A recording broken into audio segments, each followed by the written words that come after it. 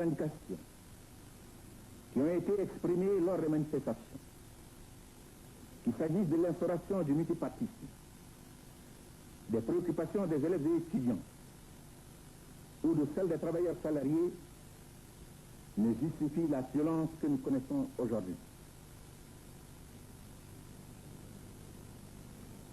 Ces revendications sont en effet toutes prises en charge par le parti et le gouvernement, y compris la question du multipartisme, qui sera examinée dans quelques jours par le 4e congrès ordinaire de l'Union démocratique du peuple malien.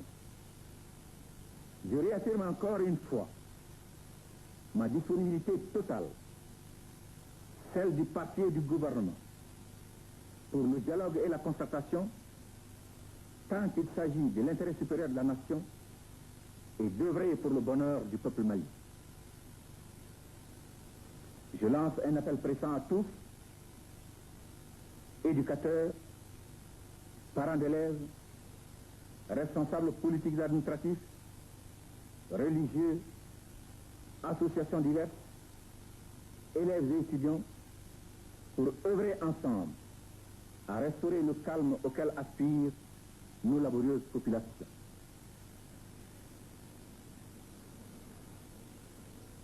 Maliennes, Maliens. À chaque phase difficile de son histoire, notre peuple a toujours su faire face à tous les problèmes, aussi précieux soient-ils, auxquels il a été confronté grâce à ses qualités morales et aux vertus du dialogue. Nous saurons cette fois encore faire preuve de sagesse et du sens des responsabilités qu'exige la situation. Voilà, c'était donc un extrait du discours à la nation prononcé par le président de la République. Une des premières réactions à cet appel au dialogue du chef de l'État est venue du barreau malien qui a rendu public cet après-midi une importante déclaration. La déclaration est ainsi libellée, considérant les événements douloureux qui se déroulent au Mali depuis un certain temps et qui ont revêtu un caractère particulièrement tragique ces derniers jours. Le barreau malien condamne avec la dernière énergie ce climat de violence, dénonce avec la plus grande fermeté les homicides, les atteintes aux biens publics et privés, l'instauration d'un climat permanent d'insécurité, recommande la mise sur pied d'une commission indépendante d'enquête. Le barreau malien appelle à la cessation immédiate de toute forme de violence, à la levée immédiate de l'état d'urgence et du couvre-feu, invite à la concertation et au dialogue. Le barreau malien décide enfin d'apporter une première aide en médicaments aux blessés, en appel à la générosité de toutes les bonnes volontés, tant nationales qu'internationales. Voilà donc pour la déclaration du barreau malien. Je rappelle aussi que en ces heures difficiles que traverse notre pays et la violence inhabituelle dont notre pays est l'objet, le mouvement Faujon, je l'ai dit, nous concerne, nous affiche tous. Cette situation exige de la radiodiffusion-télévision du Mali la collecte du maximum d'informations à l'intention de vous qui êtes nos proches, auditeurs et téléspectateurs. Seulement, nous l'avons dit et répété, les solutions, les conditions dans lesquelles nous travaillons, ici, à la RTM, sont difficiles. Et les sollicitations quotidiennes auxquelles nous devons faire face sont si multiples, je dis bien si multiples et complexes, que nos prestations et la direction de l'ARTEM partagent cet avis, sont parfois insuffisantes. Nous sommes, nous disons, nous répétons, nous sommes, nous, journalistes, ingénieurs, techniciens, spécialistes, speakers, nous sommes les premiers à relever et à déplorer, bien sûr, cette situation.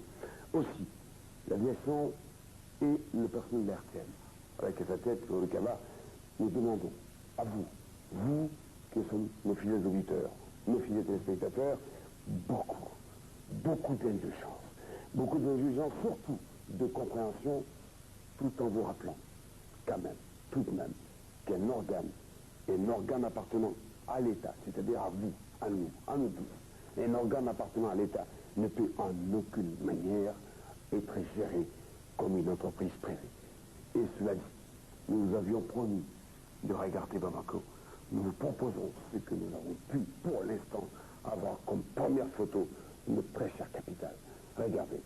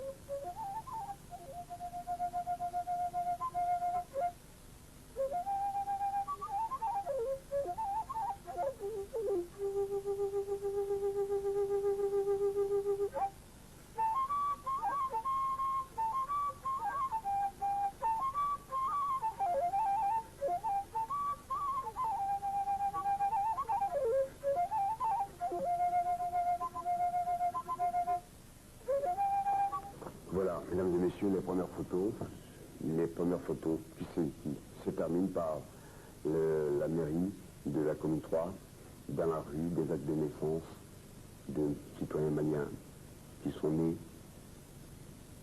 et des papiers qui disparaissent désormais à jamais. Je dis bien, c'était les premières photos. Dans les prochaines éditions d'RT Majorité, les autres photos bien entendu de la situation qui prévaut. La direction de l'hôpital Gabriel Touré, merci Mbodj, qui m'apporte une information que je vais prendre connaissance. Djibril Mbodj, le chef d'édition de ce journal. Par respect donc pour la mémoire, nous n'aurons pas voulu montrer évidemment les images des victimes de la violence. Nous rappelons qu'un premier bilan donné par l'hôpital Gabriel Touré est de 27 morts, dont des hommes et des femmes.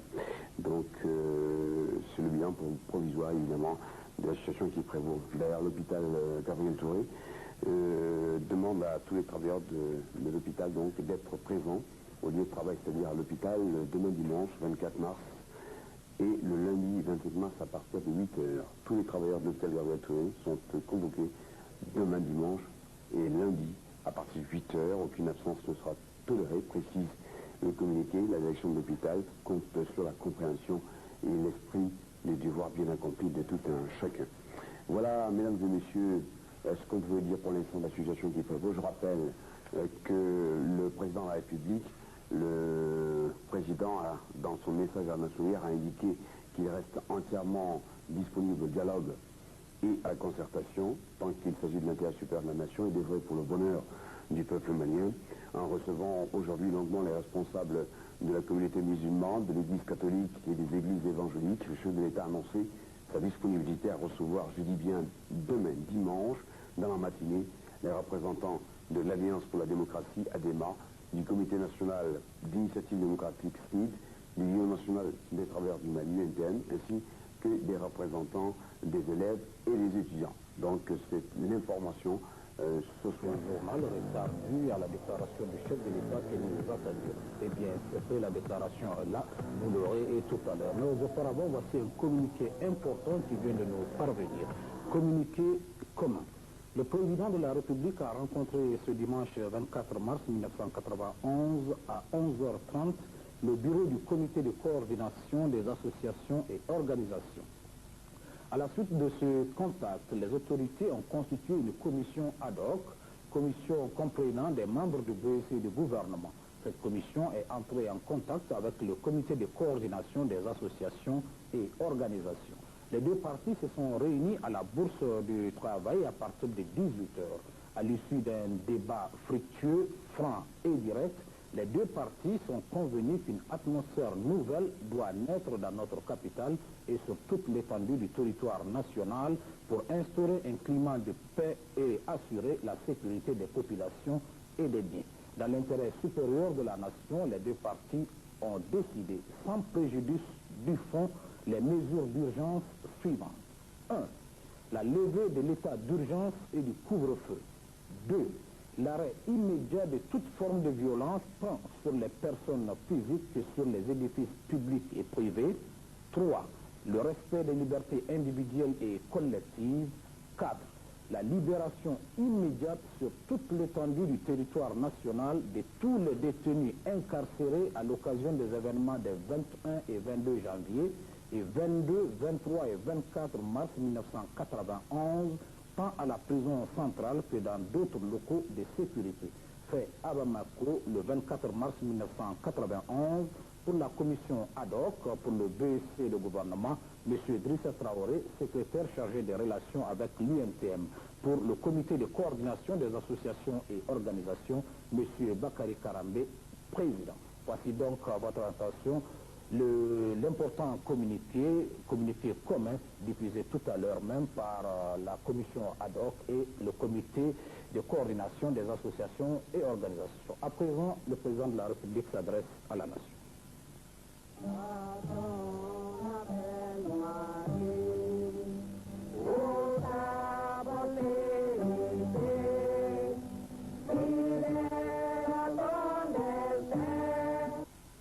Maliens.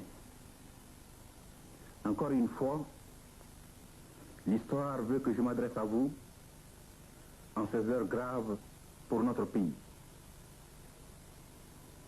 Conformément à l'engagement que j'avais pris il y a 2 jours, de rester toujours ouvert au dialogue